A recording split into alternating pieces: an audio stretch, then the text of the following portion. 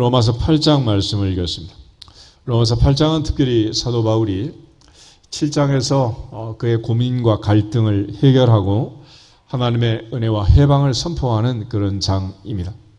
오라 나는 공고한 사람이로다. 누가 나를 이 사망의 몸에서 건져내랴. 선을 행하기 원하는 나도 내 안에 있고 또 악을 행하기 원하는 나도 내 안에 있고 주님을 만나고 주님을 섬기는 사도가 되었지만 여전히 내 속에 죄가 거하는 것을 보면서 이 모든 아픔과 고통에서 벗어나는 길은 오직 예수 그리스도. 주님이 십자가에서 나를 사랑하사 나를 위하여 자기 자신을 버리시고 내 죄값을 이미 지불하셨음을 믿고 그 믿음으로 자유함을 얻는 생명의 성령의 법이 죄와 사망의 법에서 우리를 해방을 선포하고 있습니다. 그러므로 그리스도 예수 하는 자에게는 결코 정죄함이 없다. 정죄함이 없다. 왜냐하면 생명의 성령의 법이 죄와 사망의 법에서 우리를 해방했기 때문이다. 그랬습니다. 특별히 34절에 보면 누가 정죄하리요 죽으실 뿐 아니라 다시 살아나신 이는 그리스도 예수시니 그는 하나님 우편에 계신 자요 우리를 위하여 간구하시는 자신이라 그랬습니다. 주님이 우리를 대신하여 죽으셨고 죄값을 지불하셨기 때문에 이제는 그 누구도 우리를 정죄할 수 없다. 이미 죄값은 지불되었고 우리는 자유함을 얻었고 우리는 죄로부터 억압으로부터 해방이 되었다라는 것을 선포하고 있습니다.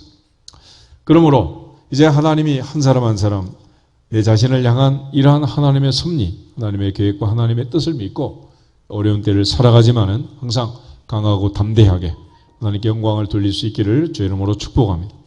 오늘 특별히 우리 교동문 했던 말씀처럼 사람이 무엇이기에 주께서 그를 생각하시며 인자가 무엇이기에 주께서 그를 돌보시나이까. 인간이 도대체 무엇이기 때문에 하나님 그렇게 사랑하시고 그렇게 관심이 많으십니까? 라는 거예요. 오늘 특별히 본문 로마서 8장 29절을 보면 하나님이 미리 아신 자들을 또한 그 아들의 형상을 본받게 하기 위하여 미리 정하셨으니 이는 그로 많은 형제 중에서 맏아들이 되게 하려 하심이니라. 또 미리 정하신 그들을 또한 부르시고 미리 부르신 그들을 또한 의롭다 하시고 의롭다 하신 그들을 영화롭게 하셨다. 그래서 하나님께서 한 사람 한 사람 우리를 선택하시고 구원하실 때 미리 아셨다, 미리 정하셨다라는 말씀들이 나와 있습니다. 그래서 우리가 미리 아셨다, 그래서 예지, 미리 정하셨다, 예정, 예지, 예정, 예정, 예지 거의 동시적인 하나님의 역사입니다. 그래서 하나님은 미리 아신 자들 언제부터 아셨느냐? 바울의 고백에 의하면은 창세 전에, 에베소서는 창세 전에. 예레미야 1장에 보면 너가 어머니의 모태에 잉태될 때부터 너를 알았다. 복중에 너를 짓기 전에 너를 알았다. 이런 말씀을 하고 있습니다. 하나님은 창세 전에 우리가 잉태되기도 전에 우리를 이미 아셨고 미리 정하셨고 그렇게 정하신 자들을 부르셨고 의롭다 하셨고 영화롭게 하셨다. 그래서 이러한 그 구원의 과정을 이제 논리적으로 서술을 할 때 신학적으로는 제일 첫 번째 단계를 부르심이라고. 부르심. 누가 부르셨다고요? 누가 불렀어? 왜 불러? 하나님이 부르셨다니까. 하나님이. 오늘 이 시간 이 자리에 우리가 있는 것은 하나님의 부르심으로 이 자리에 있는 것입니다. 그래서 하나님께서 어떤 자를 부르셨느냐? 미리 아신 자, 미리 정하신 자, 그들을 하나님이 부르셨다. 그리고 그들을 구원의 가장 중요한 첫 번째 단계가 이제 콜링, 부르심이다. 부르심. 하나님께서 부르심으로 우리는 하나님의 은혜의 자리에 들어오게 됩니다. 모세야, 모세야, 아브라함아, 아브라함아. 하나님이 한 사람 한 사람 부르심으로써 우리가 하나님의 부르심에 응답하게 됩니다. 그러나 그 하나님의 부르심이 유효한 부르심이 되기 위해서 하나님이 우리를 부르신 그 부르심이 효력이 있기 위해서는 성령의 역사가 필수다. 그러나 하나님이 아무리 부르셔도 불러도 대답 없는 이름이요 부르다가 내가 죽을 이름이요 반응이 없으면 이건 안 돼요. 그래서 인간이라는 것은 하나님이 주권적으로 은혜를 주셔서 부르시는 그 부름에 내가 의지적으로 결단하고 선택하고 결정하고 반응해야 드디어 하나님의 역사가 구원의 역사가 이루어지게 된다.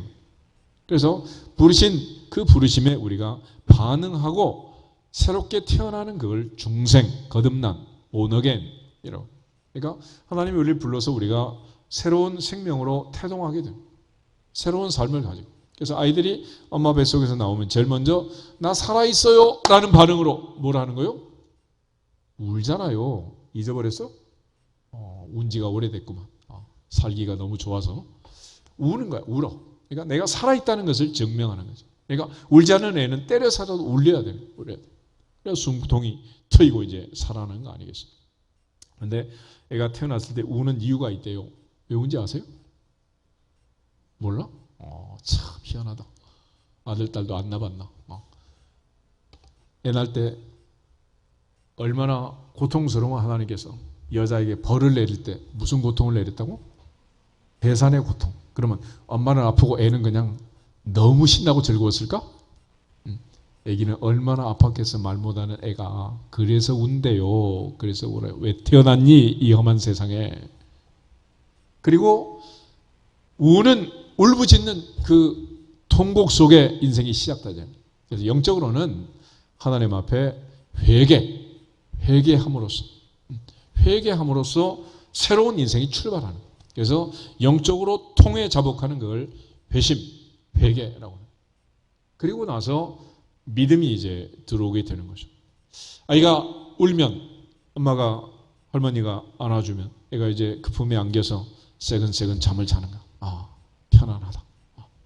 그래서 우리가 회개하고 그 다음에 돌아온 단계는 믿음, 신앙이라는 단계가 돌아옵니다. 그래서 우리가 하나님 아버지를 믿고 주 예수 그리스도를 믿고 주님 품에 안겨 엄마 품에 안긴 아이처럼 편안한 삶을, 행복한 인생을 누리는 거예요. 그러다 갑자기 땅에 놓으면 어떻게 돼? 또 자지르듯 우는 거죠. 요즘 애들은 너무 민감해가지고 아무리 살포시 나도 다 알아. 나를 지금 안고 있는지 내려놨는지. 그처럼 어렸을 때는 우리가 한순간도 하나님을 떠나지 못하고 품을 떠나지 못하고, 그래서 우리 예배를 열심히 드리고 신앙생활을 열심히 하고 이런 사람들은 주로 초신자들이 하는 거야. 이제 크면 엄마 말도 안 듣고 말이야. 아빠 말도 안 듣고 말이야. 이런 것처럼 이렇게 되는 거야. 그래서 아이들이 성장하는 과정에서 거듭나게 되면 회심과 신앙의 과정을 거치게 됩니다. 그러고 나서 애가 이제 출생하면 데리고 와서 뭐 하는 거예요? 호적 올리잖아. 그죠? 등록을 하는 거예요. 그처럼 하나님께서 우리에게 주시는 단계가, 이제 우리가 회개하고 믿음을 갖게 되면 의롭다라고 칭해주는, 의롭다. 너는 이제 의인이다. 죄인이 아니고 의인이다. 그래서 달래주고 의롭다 하고 눈물도 닦아주고 씻어주고 입혀주고, 그래서 알몸으로 태어난 이 아이에게 부끄러움을 덮고 옷을 입혀주는. 그리고 나서 드디어 양자, 아들이다, 딸이다. 그래서 하나님의 자녀가 되는 권세를 주고, 우리가 아이를 보석에 올리는 것처럼, 등록을 시키는 것처럼 하나님의 생명책에 이름을 올리고, 너는 내 아들이다, 너는 내 딸이다. 할렐루야. 양자의 영을 부어주신. 그러고 나서 그 다음부터 이제 애가 뒤집이고 걸어다니고 기어다니고 그러면서 성장하고, 유치원부터 이제 청년, 장년을 거쳐 노년을 거친 세상을 떠나게 되는데, 이런 긴 과정을 가리켜 성화, 그래요. 성화. 거룩하게 되는 과정이다. 그리고 마지막 단계가 뭐냐면 오늘 30절 끝에 가면 또한 영화롭게 해다. 그래서 glorification, 영광의 단계. 그 영광의 단계까지 우리가 이제 이르게 되는 것입니다. 그러니까 하나님이 그처럼 미리 아신 자들, 미리 예정한 자들을 이 땅에 보내시고 그들을 또 영적으로 부르시고 거듭나게 하셔서 하나님의 자녀의 권세를 주시고 영원한 천국의 영광의 단계, 영화스러운 그곳까지 우리를 이끌어 가시는데, 도대체 하나님께서 우리가 무엇이기에 그처럼 하시냐는 거죠. 우리가 무엇이기에. 그래서 하나님께서 우리를 그렇게 사랑하시고 또 도우시고, 거기다가 오늘 26절에 보면 이와 같이 성령도 우리의 연약함을 도우시나니 우리는 마땅히 기도할 바를 알지 못하나 오직 성령이 말할 수 없는 탄식으로 우리를 위하여 친히 무엇인가? 간구하신다. 마음을 살피신 이가 성령의 생각을 하시나니 이는 성령이 하나님의 뜻대로 성도를 위하여 뭐 하신다? 간구하신다. 그리고 34절에 지금도 예수 그리스도는 하나님 우편에 계셔서 우리를 위하여 뭐 하신다? 간구하신다. 그러니까 성령님도 우리를 위하여 간구하시고 예수님도 우리를 위하여 간구하시고 하나님은 우리를 아들 삼아서 양자 삼아서 하나님의 백성, 하나님의 자녀의 권세를 누리며 살게 하시고 이 어마어마한 은혜를 주셨단 말이에요. 그런데도 불구하고 인생이 이 가시와 엉겅퀴가 있는 세상으로 쫓겨나서 불순종한 결과 고통의 세상을 살고 있습니다. 그런데 하나님께서는 우리에게 자유의지라는 걸 주셨어요. 인간은 AI나 로봇이 아니기 때문에 하나님이 말씀하시고 뜻하고 하나님의 계획을 프로그램을 말씀해 줘도 인간은 꼭 그대로 가지 않는다. 지가 마음대로 왔다 갔다 하는 거야. 좌로나 우로나 치우치면서 이런 인생을 살고 있는 거죠. 그러다 보니까 우리가 여러 가지 인생을 살면서 우여곡절을 많이 겪게 되고 고통과 어려움을 겪고 인생의 봄, 여름, 가을, 겨울을 겪으면서 인생을 살아가고 있는 것입니다. 그러니까 하나님 없는 이방인들은 지멋대로 살고 하나님 섬기는 자녀들은 하나님의 뜻을 알면서도 또 자기 마음대로 살고 그러다 보니까 여러 가지 힘들고 고통스러운 게 많은 거예요. 그래서 오늘 하나님의 섭리라고 했네요. 하나님의 섭리. 이 프라비던스라는 말은, 섭리라는 말은 하나님이 창조한 이 모든 만물을 다스리는 하나님의 사역을 섭리라고 합니다. 섭리. 그러니까 하나님이 엿새 동안 천지를 창조하고 만물을 이제 마음대로 해라 놔두지 않고 창조한 이후에 삼라만상을 그중에 특별히 인간을 하나님이 간섭하시고 다스리는 것을 섭리라고 합니다. 그래서 프라비던스는 신의 뜻, 하나님의 뜻이라고도 번역을 해요. 그렇기 때문에 우리가 살아가는 인생길에 나 혼자 사는 것이 아니고 내 삶의 배후에 하나님이 간섭하신다. 하나님이 천지를 창조하시고 창조한 만물을 다스리는 방법, 그걸 이제 섭리라고 해요. 섭리. 요즘 이제 공장에서 뭐 회사에서 제품들을 만들면 AS를 하잖아요. 그죠? 좋은 회사일수록 AS 기간이 길고 유효 기간이 길고 그러면서 오랫동안 AS를 해준. 그런데 하나님께서는 언제까지나 우리가 세상을 다 할 때까지 우리 삶의 배후에서 하나님은 섭리하신 섭리. 바로 그 섭리하시는 그 하나님께서 은혜를 주심으로 우리는 세상을 살고 있고 예수님께서는 하나님 보좌 우편에서 지금도 우리를 위해 기도하시고 성령님은 우리가 기도할 바를 제대로 알지 못하기 때문에 우리 안에 내주하시면서 말할 수 없는 탄식으로 우리 위하여 간구하시고 또한 우리가 바른 길을 가도록 그렇게 역사하고 계신다는 것입니다. 그러므로 하나님 없는 인생은 불행한 인생들이지만 하나님의 은혜 안에 가는 그리스도인의 삶은 항상 하나님의 섭리 가운데 있다라는 사실을 믿고 인생을 사시는 것이 굉장히 중요한 일입니다. 그러니까 사망의 음침한 골짜기를 다니면서도 나 혼자다. 그러고 끝나는 거죠. 디엔드 하는 거 아니겠어요? 그렇지만 다윗은 그 사망의 음침한 골짜기에서도 임마누엘을 생각하면서 그는 새로운 삶을 살고 하나님께 영광을 돌린 줄로 믿습니다. 다니엘은 사자굴 속에서도 살아나고 바울은 유라굴라 광풍 속에도 살아나는데 이유는 뭐냐? 하나님이 항상 함께 계심을 믿는 내 인생의 배후에 전능자의 섭리가 있다는 사실을 확신하는 거예요. 그러므로 우리가 어디를 가든지 무엇을 하든지 근심 걱정 염려가 많고 또 앞날에 무슨 일이 있을지 알 수 없지만은 분명한 것은 내 인생은 나 혼자 사는 인생이 아니고 하나님의 섭리 가운데 있다. 하나님이 여전히 나를 돌보고 계신다라는 사실을 믿고 믿어지시기를 주 이름으로 축복합니다. 그런 차원에서 우리가 세상을 살면서 어려운 일을 당하고 요즘처럼 이제 코로나 팬데믹이 와서 2년 3년째 지금 이 고통 속에 전 인류가 이렇게 살고 있는데 그러나 이것도 지나고 나면 또 다 좋은 것도 아니고 다 나쁜 것도 아니라는. 그래서 이런 코로나 시대에도 또 좋은 점은 좋고 나쁜 점은 나쁘고 우리가 또 이제 대면과 비대면 예배를 드리면서 여러 가지 또 상황들을 보면 좋은 점도 있고 또 나쁜 점도 있고 그러니까 어떻게 보느냐에 따라서 이제 달라지게 되는 거예요.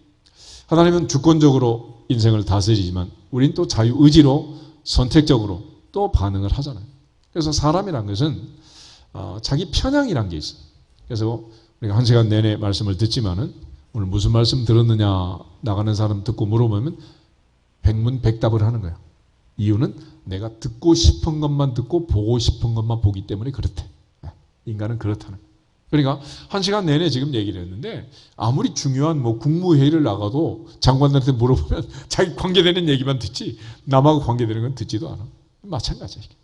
사람이란 게 이런 거예요. 그래서 우리가 흔히 그때는 맞고 지금은 틀리다 이런 책을 쓴 사람도 있잖아요. 그러니까 우리가 보면은 이게 시간이 지나가면서 또 생각이 바뀌고 관점이 바뀌어. 그러니까 지금 좋은 것이 가을이 되면 또 나쁠 수도 있고 지금 나쁜 것이 그때 가면 좋을 수도 있어. 여러분 뉴스를 보면 또 이제 집값이 또 내려간다 그러니까 이자가 올라간다 그러니까 또 몇 년 동안 집 안 사는 게 좋을 거다 또 이런 뉴스가 나오고 언제는 또 집이 또 올라가니까 또 뭐 영끌을 해라 그래가지고 뭐 영혼까지 끌어서 그래가지고 부채를 내서 집을 사는 게 좋다 그러더니 그러니까 이게 인생이란 게 항상 좋은 것도 아니고 항상 나쁜 것도 아니다.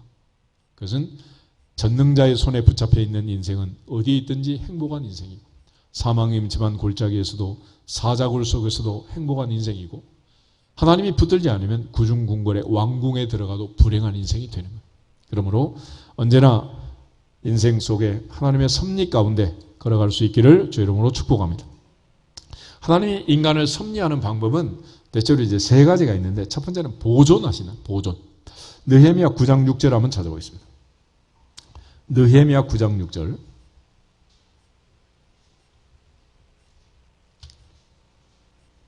한 절만 가지겠습니다.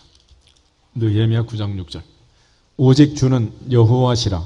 하늘과 하늘들의 하늘과 1월 성신과 땅과 땅 위의 만물과 바다와 그 가운데 모든 것을 지으시고 다 보존하시오니 모든 천군이 주께 경배하나이다. 아멘. 여기 보면 하나님께서 1월 성신, 하늘과 땅과 땅 위의 만물, 바다와 그 가운데 모든 것을 지으시고 다 뭐 하신다? 보존하신다. 그러니까 하나님이 섭리하는 가장 중요한 방법은 하나님이 창조한 만물을 보존하는 거예요. 하늘도 땅도 바다도 암석도 다 하나님이 보존하신다. 그래서 어떤 사람은 물고기 키우는데 열중하는 사람도 있고 어떤 사람은 식물을 만들어서 나무 키우는데 열중하는 사람도 있고 어떤 사람은 하늘의 천체를 관측하고 돌보는데 인생을 보내는 사람도 있고 그거 다 왜 그러냐?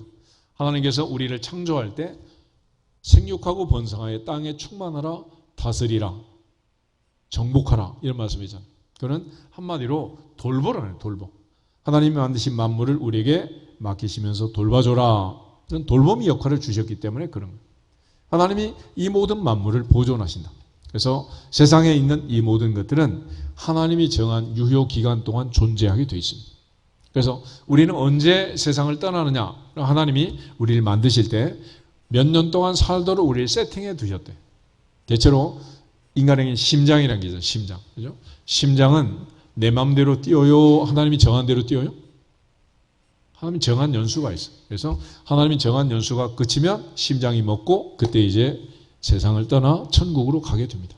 그러니까 이거는 우리가 뭐 운동을 열심히 하고 뭐 불량식품을 먹고 이것도 관계없는 거예요. 심장은 하나님이 정한 만큼 세팅한 만큼 뛰는데 내가 하나님의 뜻대로 살면 건강하게 삶의 질을 유지하며 살고 그렇지 않으면 살기는 사는데 숨은 쉬는데 중환자실에 그저 침대에 누워가지고 10년 20년 죽지도 못하고 심장이 멎지 않으니까 그냥 그대로 살다가 이제 또 가는 거죠.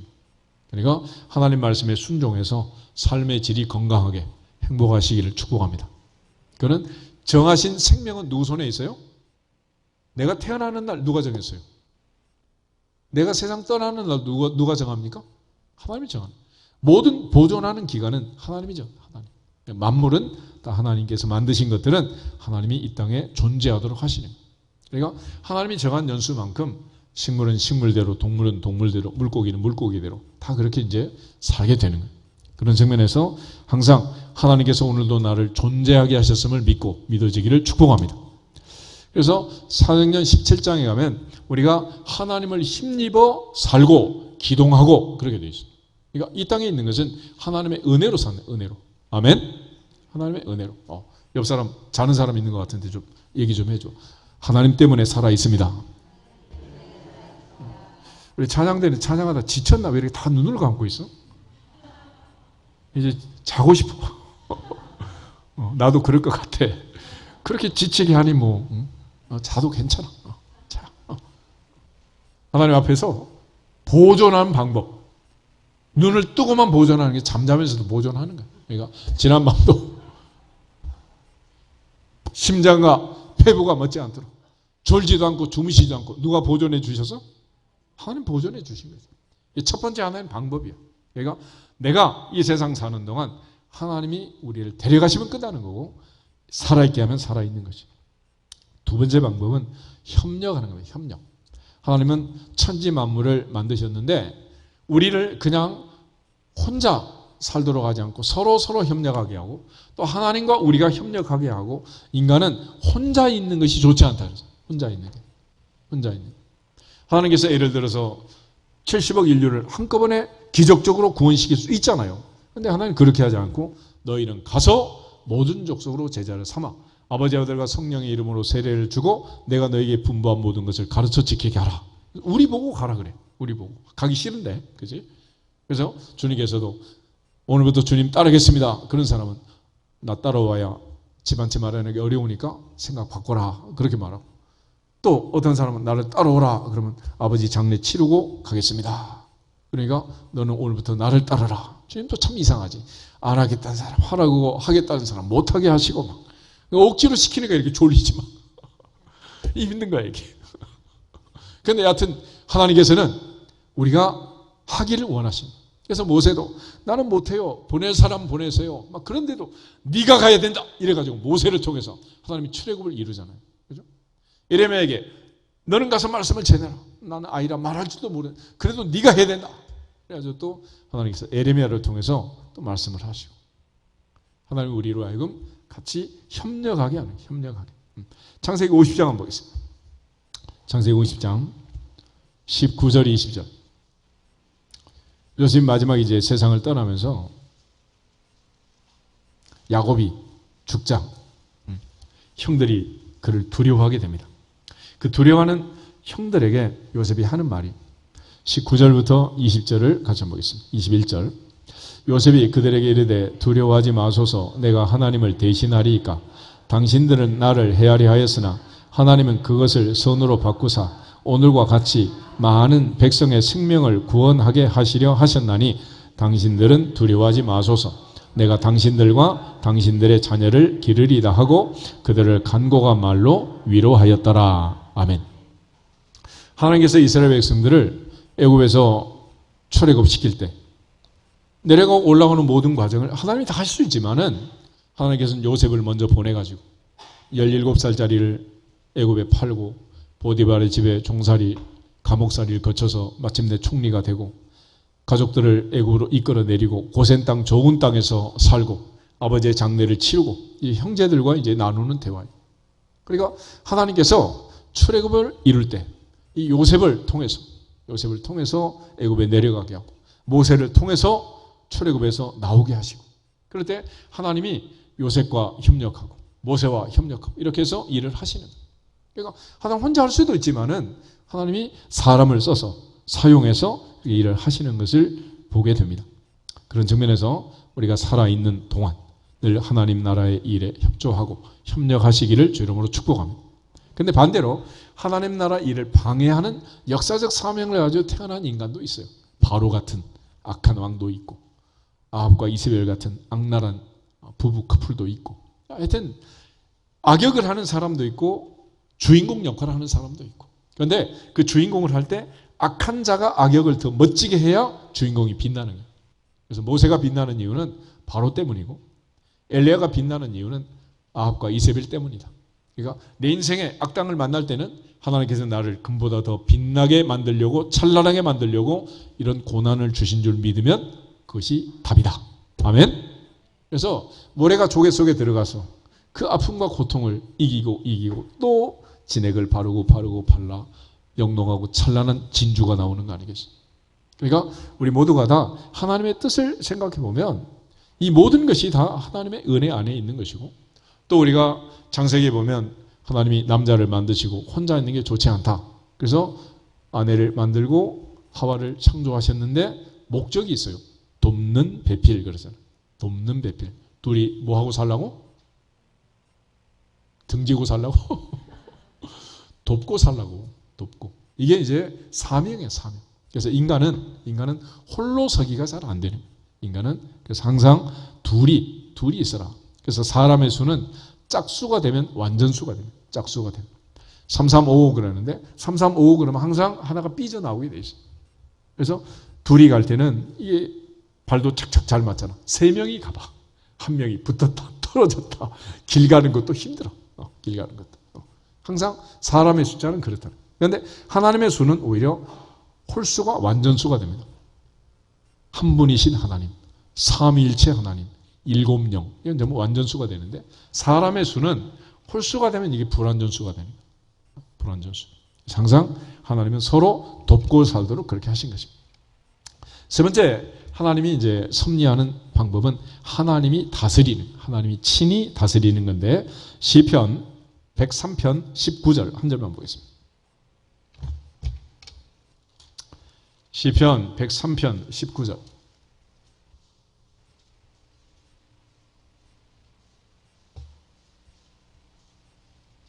시편 103편 19절.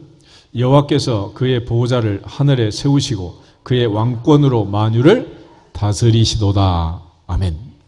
그래서 우리가 흔히 대제국의 흥망성쇠도 개인의 생사화복도 누가 다스린다? 전능하신 하나님이 다스린다.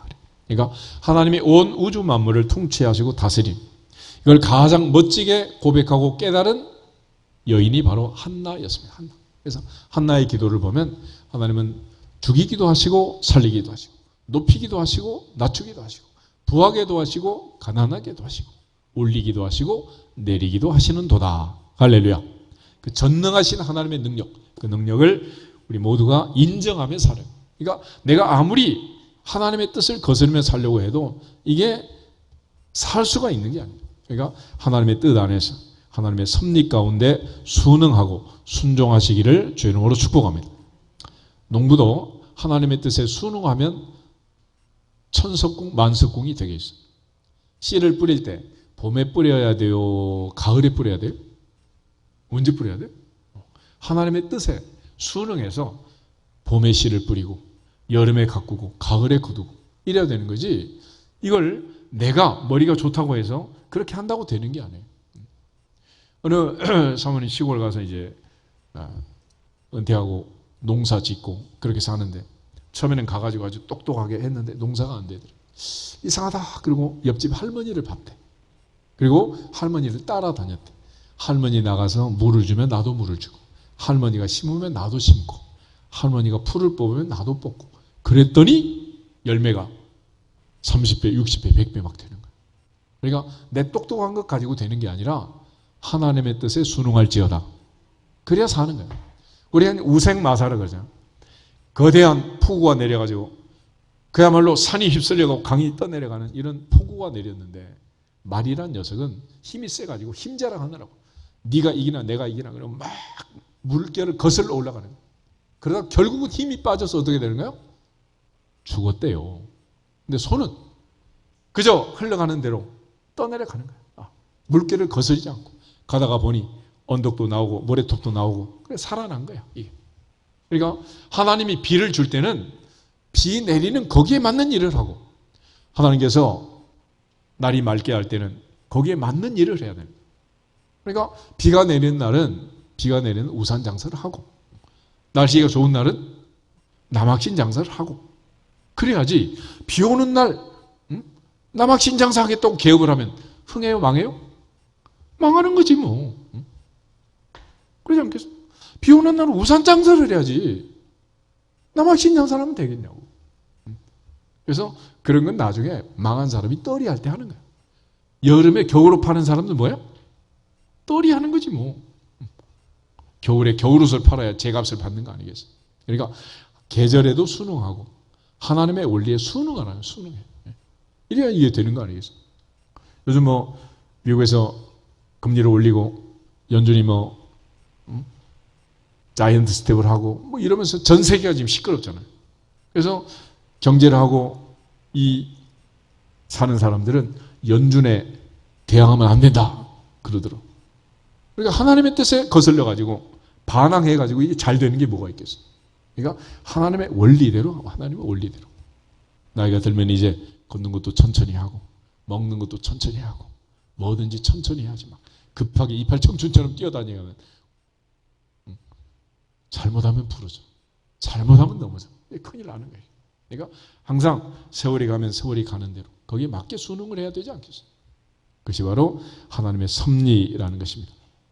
그렇기 때문에 우리가 하나님의 섭리 가운데 사는 인생들은 항상 세 가지를 강조했죠. 하나님을 사랑하는 자, 그 뜻대로 부르심을 입은 자들에게는 모든 것이 합력하여 어떻게 된다? 선을 이룬다. 감당하지 못할 시험당함은 허락지 않고 감당할 수 있는 힘과 피할 길을 주신다. 세 번째는 우리를 사랑하신 이로 말미암아 우리가 넉넉히 이긴다 그랬잖아요. 광야 생활을 보면 하나님께서 여러 가지 어려움을 겪게 합니다. 홍해바다도 건너게 하지요. 마라의 쓴물도 겪게 하지요. 르비딤에서 아말렉과 전쟁도 하지요. 또 가다가 만나가 떨어져 가지고 먹을 게 없지요. 마실 게 없지요. 이런 여러 가지 과정을 거치면서 하나님께서 광야 생활을 하게 했는데 하나님의 목적이 무엇인가? 신명기 8장 16절을 한번 찾아보겠습니다. 신명기 8장 14, 15, 16 세 절을 보면 좋겠습니다. 신명기 8장 14절 내 마음이 교만하여 내 하나님 여호와를 잊어버릴까 염려하노라. 여호와는 너를 애굽 땅 종되었던 집에서 이끌어내시고 너를 인도하여 그 광대하고 위험한 광야 곧 불뱀과 전갈이 있고 물이 없는 간조한 땅을 지나게 하셨으며 또 너를 위하여 단단한 반석에서 물을 내셨으며 내 조상들도 알지 못하던 만나를 광야에서 내게 먹이셨나니 이는 다 너를 낮추시며 너를 시험하사 마침내 내게 복을 주려 하심이었느니라. 아멘. 마침내 뭐 주고 싶어서? 복 주고 싶었어. 모든 것이 합력하여 어떻게 된다고? 선을 이루는 거예요. 아멘. 믿으시기를 축복합니다. 내 인생도 내 아들 내 딸의 인생도 이렇게 될 줄로 믿습니다. 옆 사람을 인사하겠습니다. 모든 것이 합력하여 선을 이룰 것입니다. 우리는 반드시 복을 받을 것입니다. 누가 그렇게 계획을 해놨다고? 누가 그렇게 섭리하신다고? 하나님이. 사람이 말한 게 아니에요. 대통령 공약이 아니라니까. 이건 하나님의 공약이야. 언약의 말씀. 할렐루야. 믿는 자 속에서 역사하느니라. 믿는 자에게 역사하느니라. 이렇게 말해도 안 믿으면 할 수 없는 거예요. 또 하나, 우리가 감당하지 못할 시험당함을 허락하지 않고 시험당할 점에 피할 길을 주신다 하셨는데 이 모든 과정을 통해서 하나님께서 광야에서 40년 동안 우리에게 알려준 게 있어요. 하나님은 항상 우리에게 고기를 주기도 하지만은 광야에서는 뭐 하늘에서 직접 만나도 주고 뭐 물도 주고 직접 어린 시절에는 그렇게 하지만은 이제 성장하면 우리가 하나님의 법을 배워서 이제는 고기를 잡아주는 게 아니라 고기 잡는 법을 가르쳐 주는 거예요. 신명기 8장 1절부터 3절 한번 보겠습니다. 신명기 8장 1절에 3절. 8장 1절 내가 오늘 명하는 모든 명령을 너희는 지켜 행하라. 그리하면 너희가 살고 번성하고 여호와께서 너희 조상들에게 맹세하신 땅에 들어가서 그것을 차지하리라. 내 하나님 여호와께서 이 40년 동안에 내게 광야 길을 걷게 하신 것을 기억하라.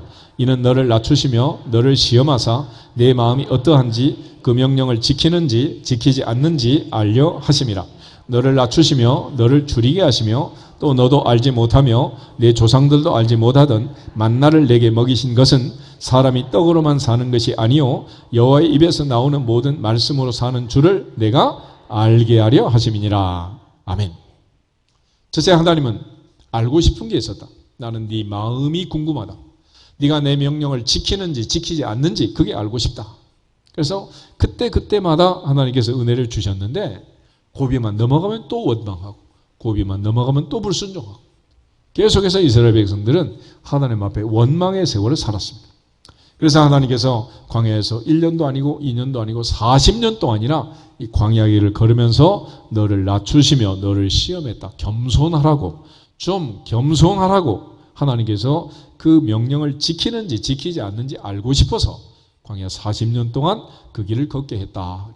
하나님께서는 중심을 보신다. 마음을 보신다라는 거예요. 또 하나, 하나님께서 우리에게 알게 하고 싶은 것은 사람이 떡으로 사는 게 아니라 말씀에 순종해야 산다라는 것을 알게 하고 싶어서, 깨닫게 하고 싶어서 이 40년 동안이나 살게 했다는 거예요. 여러분 보세요. 광야에서 만나를 먹었던 출애굽 1세대는 만나 먹고 40년 살았습니다. 그러나 하나님 말씀에 순종했던 광야 2세대는 가나안에 들어가고 천대가 복을 받는 삶을 살게 되는 거예요. 우리가 하나님의 말씀에 순종하는 것이 얼마나 중요한가라는 거죠. 에덴에서부터 인간은 불순종함으로 쫓겨났습니다. 사무엘은 순종이 제사보다 낫다라고 말했고, 예수님은 고난으로 순종을 배워서 순종을 넘어 십자가에 죽기까지 복종하셨습니다. 내 생각에, 내 뜻에, 내 판단에, 내 해석에 지금 맞지 않아도 하나님 앞에 순종하면 기적이 일어나게 된다는 거예요. 갈릴리 가나에서 첫 번째 기적이 일어날 때 예수님의 어머니 마리아가 하인들에게 부탁하신 말, 너에게 무슨 말씀을 하시든지 어떻게 해라? 그대로 하라. 그대로. 순종하라. 순종. 신앙생활은 무엇이냐? 순종하는 것입니다. 하나님께서는 우리가 마침내 그 복을 받기 위해서 광야에서 뭘 배우라고? 순종을 배우는 순종. 그래서 어떤 사람이 가나안에 들어가느냐? 순종하는 사람이 들어간다라는 거예요. 마지막 또 하나 강조하는 것은 우리를 사랑하신 이로 말미암아 우리가 넉넉히 이긴다라고 말했는데, 민수기 14장을 한번 찾아보겠습니다. 민수기 14장에 보면 13장 14장에 12명의 정탐꾼을 보내게 됩니다. 갔다 와서 보고를 하는데 10대 2로 너무 다른 보고를 합니다. 10명이 했던 보고는 여호사 갈렙과 너무 다른 보고를 했어요. 13장 30절에서 33절을 같이 한번 보겠습니다. 13장 30절. 갈렙이 모세 앞에서 백성을 조용하게 하고 이르되 우리가 곧 올라가서 그 땅을 취하자 능히 이기리라 하나 그와 함께 올라갔던 사람들은 이르되 우리는 능히 올라가서 그 백성을 치지 못하리라. 그들은 우리보다 강하니라 하고 이스라엘 자손 앞에서 그 정탐한 땅을 악평하여 이르되 우리가 두루 다니며 정탐한 땅은 그 거주민을 삼키는 땅이요 거기서 본 모든 백성은 신장이 장대한 자들이며 거기서 네피림 후손인 아낙 자손의 거인들을 보았나니 우리는 스스로 보기에도 메뚜기 같으니 그들이 보기에도 그와 같았을 것이니라. 아멘. 완전히 우린 메뚜기라는 거예요. 메뚜기. 못 들어간다. 이기지 못한다. 그 말을 듣고 1절 14장 1절 온 회중이 소리 높여 부르짖으며 백성이 밤새도록 뭐 했다고? 통곡해. 통곡. 한 명도 죽지도 않았는데 할머니, 할아버지, 아버지, 어머니 돌아가신 것도 아닌데 통곡을. 그래서 그 결과 하나님이 그들에게 진노하십니다. 26절부터 28절을 보겠습니다. 14장 26절. 여호와께서 모세와 아론에게 말씀하여 이르시되 나를 원망하는 이 악한 회중에게 내가 어느 때까지 참으랴. 이스라엘 자손이 나를 향하여 원망하는 바 그 원망하는 말을 내가 들었노라. 그들에게 이르기를 여호와의 말씀에 내 삶을 두고 맹세하노라. 너희 말이 내 귀에 들린 대로 내가 너희에게 행하리니. 아멘. 이것이 바로 문제입니다. 이 원망하는 말을 누가 들었어요? 하나님이 들으셨습니다. 그리고 너희 말이 내 귀에 들린 대로 행하겠다. 그렇게 말씀하십니다. 그래서 결과적으로 출애굽 1세대는 60만 3,550명 중에 2명 빼고 여호사 갈렙 빼고 60만 3,548명이 광야에서 모조리 죽었습니다. 아론도 죽고 미리암도 죽고 마지막에 죽지 않는 모세를 르비덴산 꼭대기 느보산에 데리고 올라가서 하나님이 가나안 전역을 보여주고 이제 너 와야 되겠다. 내일부터는 출연료 안 준다. 가자. 이렇게 데리고 가신 거예요. 그러나 이 60만이 죽어가는 그 속에서도 하나님을 사랑하는 자, 하나님께서 사랑하시는 자, 하나님의 뜻대로 부르신 자, 여호수아 갈렙은 그 땅의 주인공이 됩니다. 29절부터 33절을 같이 한번 읽겠습니다. 29절. 너희 시체가 이 광야에 엎드러질 것이라.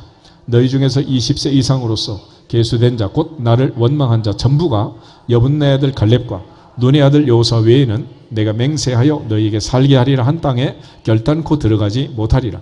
너희가 사로잡히겠다고 말하던 너희의 유아들은 내가 인도하여 드리리니 그들은 너희가 싫어하던 땅을 보려니와 너희의 시체는 이 광야에 엎어질 것이요 너희의 자녀들은 너희 반역한 죄를 지고 너희 시체가 광야에서 소멸되기까지 40년을 광야에서 방황하는 자가 되리라. 아멘. 그러면 딱 두 사람 들어간다라고 말합니다. 그리고 나머지는 못 들어간다. 나머지는. 그러므로 가나안에 들어가는 것도 내 힘과 능력으로 가는 거 아니고 우리를 사랑하신 이로 말미암아 들어가느니라. 우리를 사랑하신 이로 말미암아 구원을 받느니라. 우리를 사랑하신 이로 말미암아 승리할 수 있습니다. 결국 이것이 하나님의 법이라는, 이게 하나님의 섭리. 민수기 14장과 짝이 되는 장이 하나 있는데 여호수아 14장 보겠습니다. 여호수아 14장을 보면 40년 세월이 지나고 광야 세대가 다 죽었는데 아직도 살아있는 두 사람이 있습니다. 14장 6절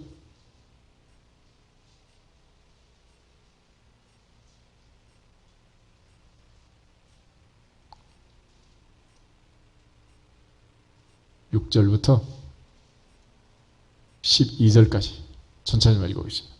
그때 유다 자손이 길갈에 있는 여호수아에게 나오고 그니스 사람 여분네 아들 갈렙이 여호수아에게 말하되 여호와께서 가데스 바네아에서 나와 당신에게 대하여 하나님의 사람 모세에게 이르신 일을 당신이 아시는 바라.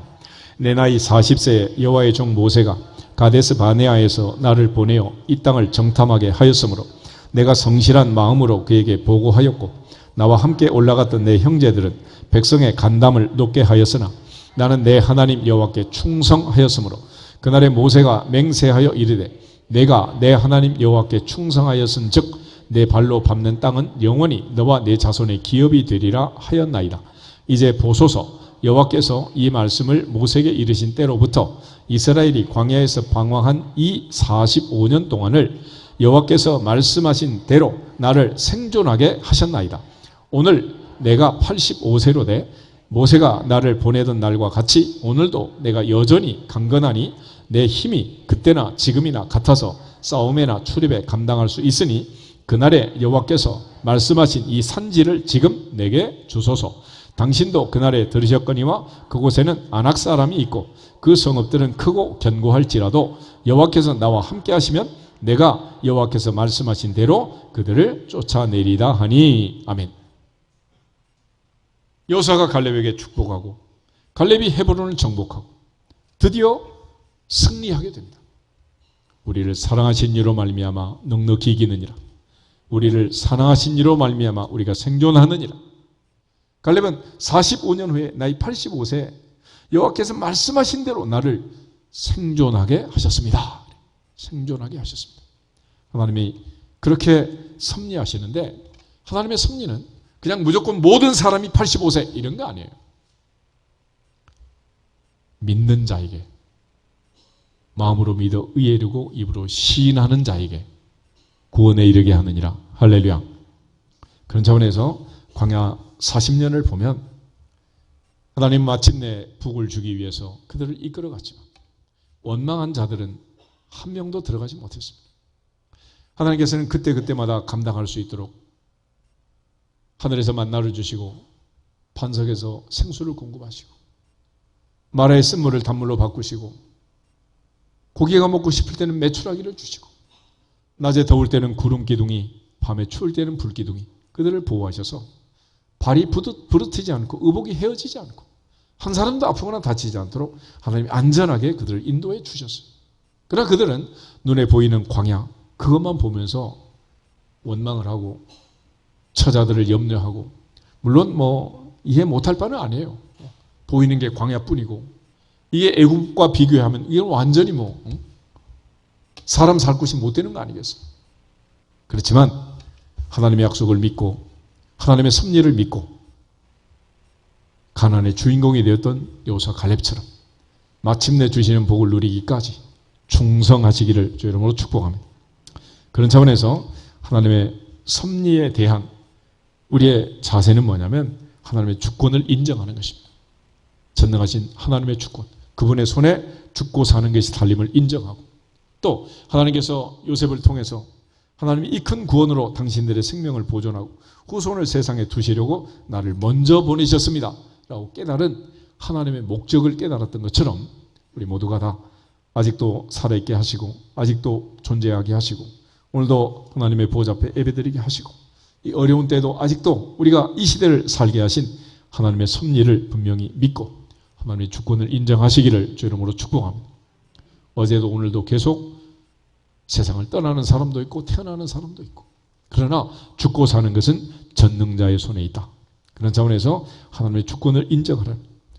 다윗이 여호와여 위대하심과 권능과 영광과 승리와 위엄이 다 주께 속하여 싸우니 천지에 있는 것이 다 주님의 것입니다 라고 고백했던 것처럼 하나님의 주권을 인정하고 하나님의 섭리의 목적을 분명히 인정하고 하나님이 나를 살아있게 하신 나를 통해서 하나님이 하고자 하는 내가 이세 아들 다윗을 만나니 내 마음에 맞는 자라 내 뜻을 다 이루게 하리라 하신 말씀처럼 다 이루었다라고 다윗의 자손 예수님이 이 땅에 오셔서 구원 사역을 완성하신 것처럼 마지막까지 사명을 다할 수 있기를 주님의 이름으로 축복합니다. 다니엘서 4장을 한번 더 찾아보겠습니다. 다니엘서 4장에 보면 대저거의 왕 느부갓네살의 고백이 나옵니다.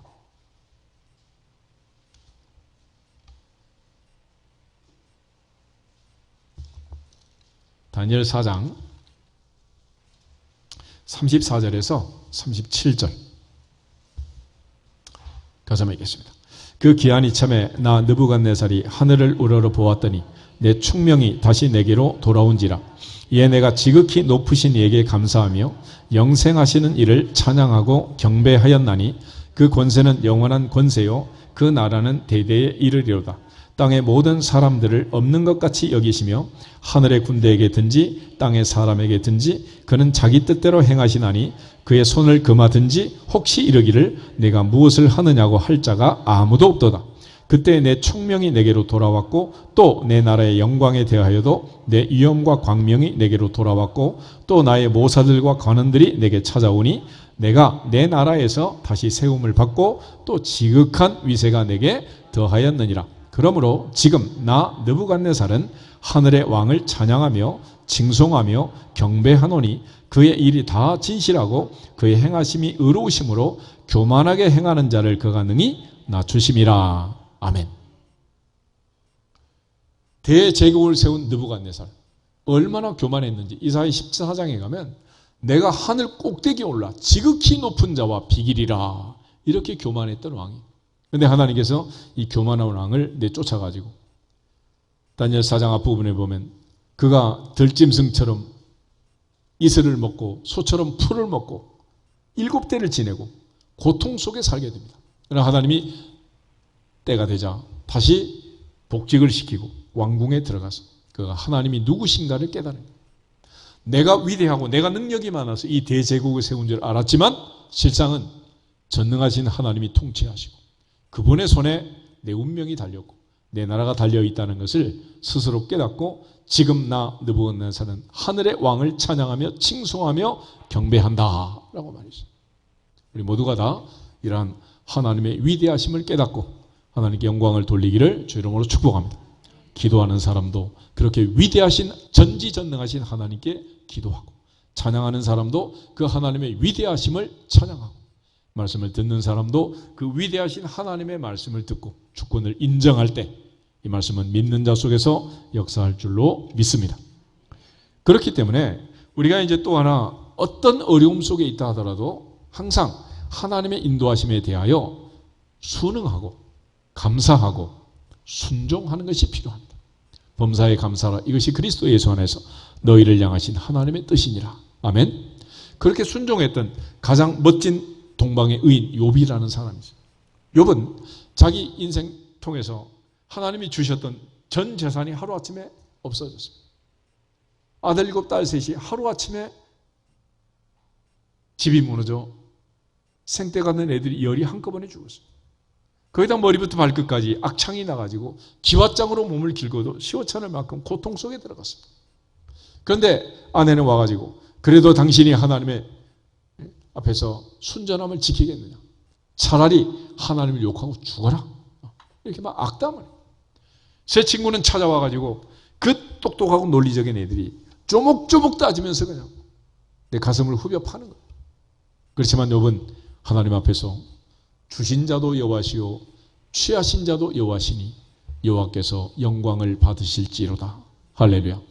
하나님의 주권을 인정하고 하나님이 주실 때는 주신 대로, 가져갈 때는 가져간 대로 뜻이 있을 줄 믿습니다 라고 하나님의 보좌 앞에서 그가 겸손하게 엎드렸습니다. 그리고 마침내 그가 하나님께 회개하고 새 친구를 이어해 기도할 때 여호와께서 욥의 곤경을 돌이키시고 갑절로 복을 주셨느니라. 갑절로 복을 주셨느니라. 그러므로 야고보서 1장 2절부터 4절에 있는 말씀처럼 너희가 여러 가지 시련을 만나거든 온전히 기쁘게 여기라. 이는 너희의 당한 시련이 연단이 인내를 만들어내고 인내를 온전히 이루고 온전한 인내를 이루면 온전하고 구비하여 조금도 부족함이 없는 사람 만들기 위함이다. 우리가 환난 중에도 즐거워하는 환난은 인내를, 인내는 연단을, 연단은 소망을 이루는 줄 알기 때문이다. 할렐루야. 광야 세대처럼 광야에 왔다고 울부짖으면 안 된다. 고난 중에도 하나님의 보좌 앞에서 감사하고 기뻐하고 하나님의 뜻을 믿으면 마침내 반드시 복을 주시고 합력하여 선을 이룰 줄로 믿습니다. 그런 측면에서 요셉은 보디발의 집에 종살이 할 때도 감옥살이 할 때도 그리고 나서 바로의 총리가 되고 7년 풍년이 지나고 2년차 흉년이 들었는데 형제들이 한꺼번에 곡식사로 내려온 걸 척 보니 그 사람들 아니에요. 그런데 거기서 요셉이 엄청난 진리를 깨달아요. 창세기 45장 하나 보겠습니다. 창세기 45장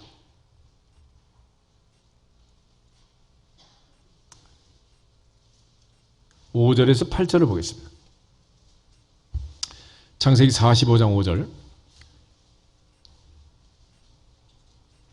창세기 45장 5절. 당신들이 나를 이곳에 팔았다고 해서 근심하지 마소서. 한탄하지 마소서. 하나님의 생명을 구원하시려고 나를 당신들보다 먼저 보내셨나이다. 이 땅에 2년 동안 흉년이 들었으나 아직 5년은 밭갈이도 못하고 추수도 못할지라. 하나님이 큰 구원으로 당신들의 생명을 보존하고 당신들의 후손을 세상에 두시려고 나를 당신들보다 먼저 보내셨나니 그런즉 나를 이리로 보낸 이는 당신들이 아니요 하나님이시라. 하나님이 나를 바로에게 아버지로 삼으시고 그 온 집의 주로 삼으시며 애굽 온 땅의 통치자로 삼으셨나이다. 아멘. 누가 그렇게 하셨다고요? 하나님이 하셨다. 하나님.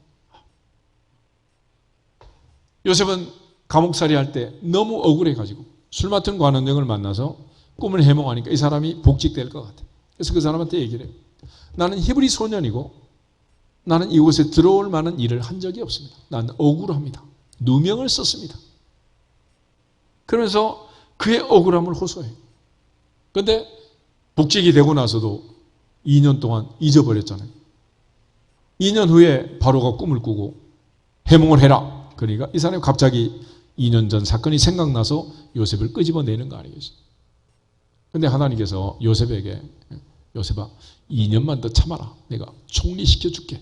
그 말을 하시면 얼마나 좋겠어요. 얼마나. 근데 그 전날까지도 얘기를 안 해줘요. 그것이 하나님의 섭리니라. 그러므로 우리는 하나님의 섭리를 믿고 반드시 복 주실 걸 믿고 합력하여 선을 이룰 걸 믿고 믿는 자 속에서 역사하는 그 하나님의 섭리를 체험하고 간증할 수 있기를 주님의 이름으로 축복합니다. 요셉은 애굽에 내려가서 임마누엘의 하나님이 함께 계심을 체험합니다. 보디발의 집에 갔는데 보디발이 요셉에게 맡긴 그날부터 시작해서 하나님이 그 집에 복을 주셨어요. 보디발의 집에서 요셉이 덕보고 산 게 아니라 보디발이 요셉 때문에 복을 받은 거예요. 이 복덩어리가 감옥에 들어가니까 감옥의 간수장이 할 일이 없어지는 거야. 할 일이 없어. 이 복덩어리가 바로의 총리가 되니까 바로 왕이 할 일이 없어요. 할 일이 없어요.